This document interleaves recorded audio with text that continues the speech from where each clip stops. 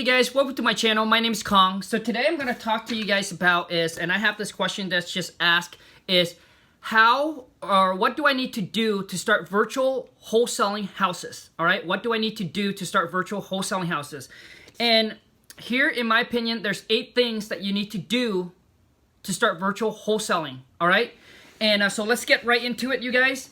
Number 1, decisions and commitment. You got to make a decision and you got to make a commitment, all right? You guys, success is like a marriage, all right? You got to make a commitment that this is the career or the path that you want to go down and you want to learn and you want to master and you want to succeed at, all right, you guys? So if you're on a fence about it, and the reason why I say you got to make a decision and make a commitment, all right, that this is what you want to do, because I don't want you guys to waste your time or your money if you're not really serious about this. Because, and I'm going to let you guys know, it's going to take time, it's going to take hard work, all right? It's not going to be easy. And I don't want you guys to spend a bunch of money going to seminars, or maybe you're going to buy courses. Like, all those, you guys, are good, right? There's everything, you know, you can look at it bad or you can look at it good, but, you know, I don't want you to spend like money on seminars, on courses, or you know, or maybe buying stuff and other things from other people.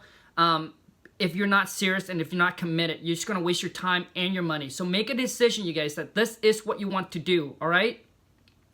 But I promise you, once you have learned and mastered how to do this business, wholesaling virtually, once you have mastered how to do this, you have the whole United States in the palm of your hand, because you can now virtually wholesale houses anywhere in the country, anywhere in this country. You can wholesale anywhere. It's you know, the choice is you. All right. And that's the beauty of wholesaling houses, you guys. You'll be able to do it remotely wherever you are. All right. You don't have to physically be in that market to wholesale in that market. All right, you guys. So now, first, I also want to let you know that each one of these topics, it's really its own video, right? You know, if I dive in, it takes a long time, but I'm just going to share with you guys the breakdown and the basic, all right, the basic of what you need to start, to get started, all right? But eventually, when you start to get into it, then you got to start diving into these topics more of what exactly that you need to do, all right? So number 2 is pick a market, whether it's your backyard, your own local market where you're at, or another market. Because I know some of you might say, hey, my market right now, the houses are in the $1 million, so it's really hard, you know, to find buyers that has that kind of cash, or maybe my market is too competitive. All right, you guys. One thing I can share with you is, it doesn't matter what market you're in, there is somebody in that market that is dominating, that are just making money, right? That's crushing and making money. So anyways, pick a market. So if your market is maybe it's too high or too competitive, then look at the surrounding market, all right? I tend to like to stay in that 150 to 300 to 300 plus, right?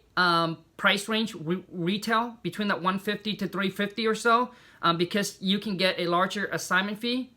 But there has been market where property or resale for less than 100 and people are still doing really well. All right, you guys. So pick a market that you want to dive in.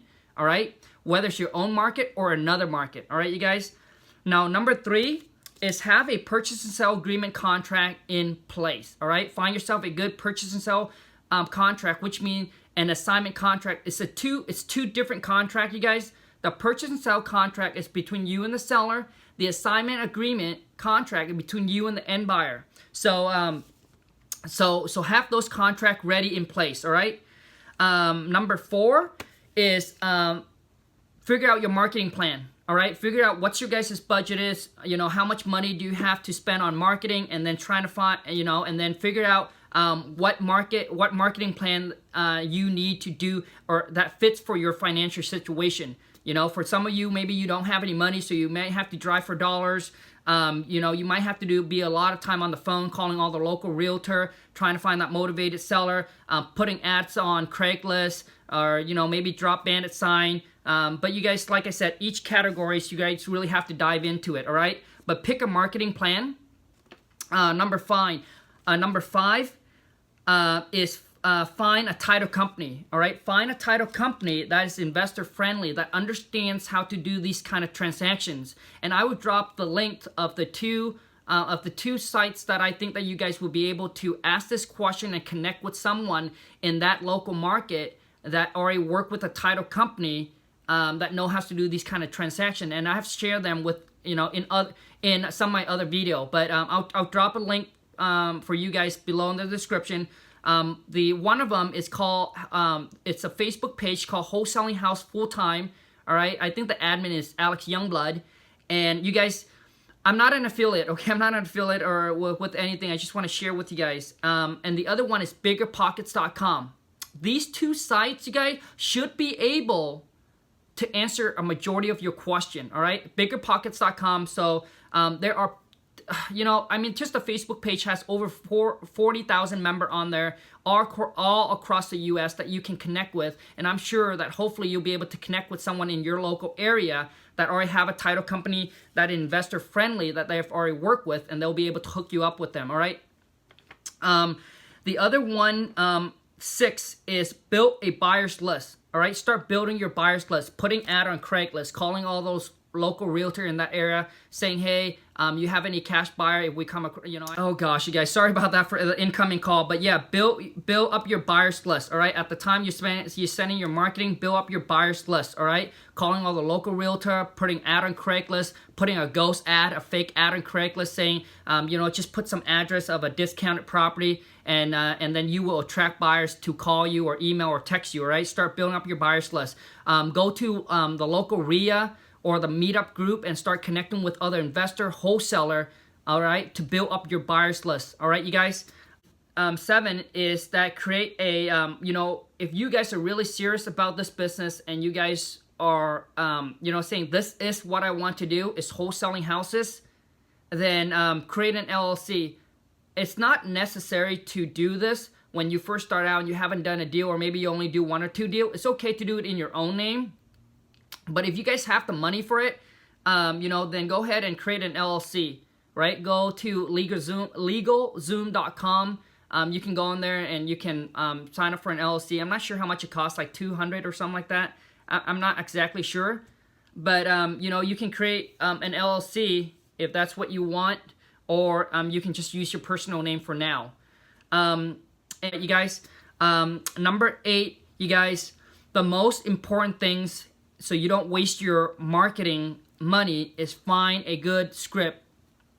That's the one thing that when I first started out that I've lost a lot of my money from marketing because I didn't have a good script. Okay, so when I first started real estate, I know nothing about real estate. I don't know what a title company, I don't know what an escrow agent, I don't know what an earnest money is, right? So it was so blank to me. So when I sent out all these marketing, because you know, when I send out all this marketing, I have seller calls in.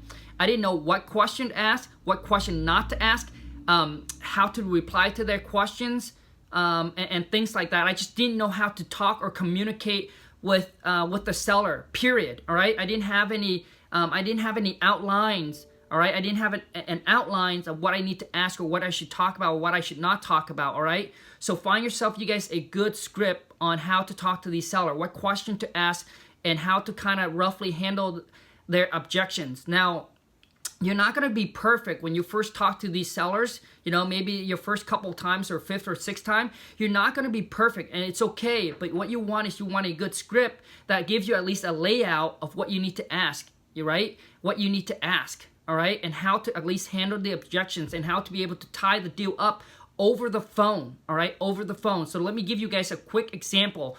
One of the questions that the seller's going to ask when you do this virtually is they're going to ask you, well, you guys have to go out and see the property, right? You know, you guys haven't even seen my property yet. How do you know what to offer? And is this, you know, so they feel it kind of a scammy thing, right? And typically how we respond is we said, so let's just say the seller is Bob. I would say, Bob, that's a great question. Let me tell you a little bit about what we do. We buy properties like yours all the time, and we have, you know, we have done this and we have done these kind of transactions all the time. We've done it multiple times, and this is how our program works, and this is how we do it. is that typically we don't send anybody out until you and us can come to an agreement on a price that works for you and for us. And until that that purchase and sale agreement has been signed, all right, that is when we send our local professional guy to come out and go through your property, just to verify, make sure that everything you told us is correct regarding the property, the condition of it. And Bob, if everything you told us is correct, then there is really no reason why we couldn't move forward to closing. All right. And the reason why we don't send someone out first to look at your property, because we don't want to waste your time and we don't want to waste our time. All right. We don't want to waste your time, or we don't want to waste our time. All right. So until we have a purchase and sale agreement, which means you agreed to sell us the property and we agreed to buy the property, that's when we're going to spend our time and our money to send someone out there to go through, inspect, and look at the property. Does that make sense? And typically, you guys, when I ask them that, they say, yes, that does make sense. Because nobody wants to waste their time in sending someone else to look at their property, knowing that, hey, their price is here and your price is here. It's too far apart, right? And so you want to let them know that. And a majority of time, that's how I come back and that's how I respond to that. And they're like, and I always ask them, does that make sense? They're like, yeah, that makes sense, right? And if they really like, no, you know what, no, you need to send someone out, I'm not going to sign any contract, etc. I have sellers say that, and I keep on, then I keep on pursuing to tell them, hey, you know what, that's not how our program works, and we close multiple deals just doing it like this, right? And I tell them, hey, we're going to use a local title company so everyone is protected, right? You're protected and we're protected, right? They're the third company, they're a third party company to make sure all the paperwork is done properly. All the seller want is the peace of mind. They just want to know that they're not, they just want to know that they're not dealing with a scammy person or company. That's all right, you guys? So you just want to give them that peace of mind. So typically when I tell them that, most of the seller will be A-okay. They're like, okay, not a problem, sure.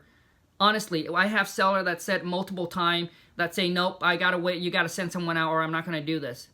And then once you reassure them, give them a peace of mind, knowing that they're working with somebody that is legit, that everything that is agreed upon that is gonna happen, then their guard comes down and they're gonna be okay with it. All right, you guys? So to be able to virtual wholesale, you have to get a good script, because you gotta be able to master, you got to be able to handle the objection and handle the seller, all right? Take control of the phone call over the phone, all right? And give them that peace of mind and being able to lock that deal up under contract over the phone. So having a good script, you guys, is very, very important.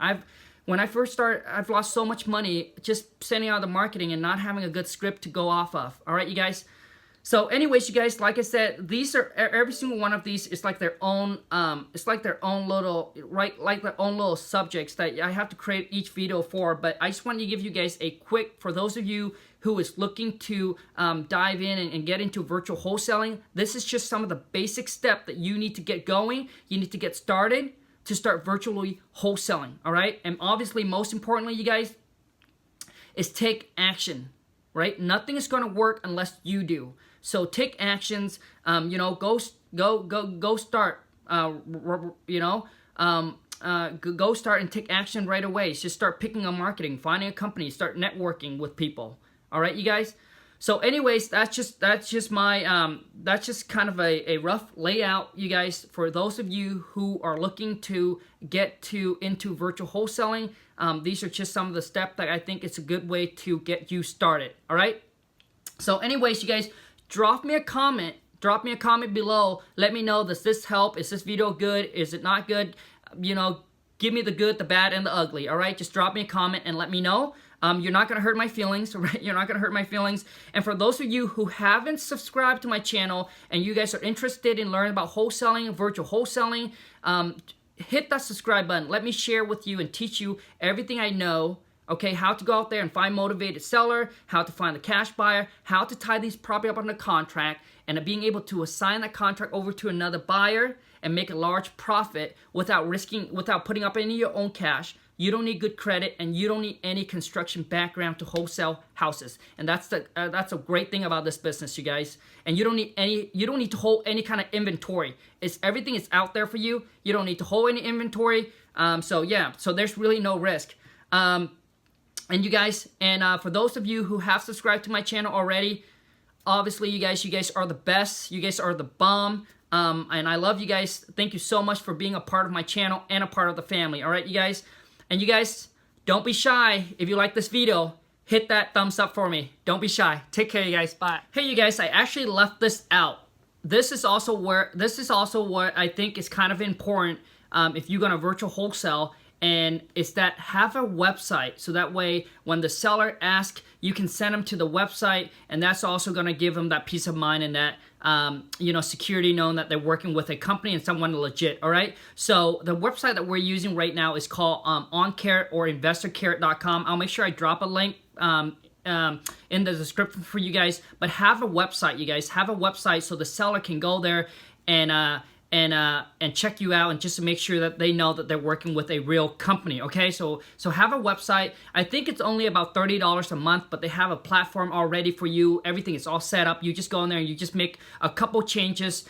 Very, very easy. You don't have to be a high tech or anything like that. You can also call the company and they'll be able to help you guys walk through it, show you step by step how to set your website up in like literally 5 to 10 minutes. All right, you guys. So have a website. I almost forgot that. That's it. Bye.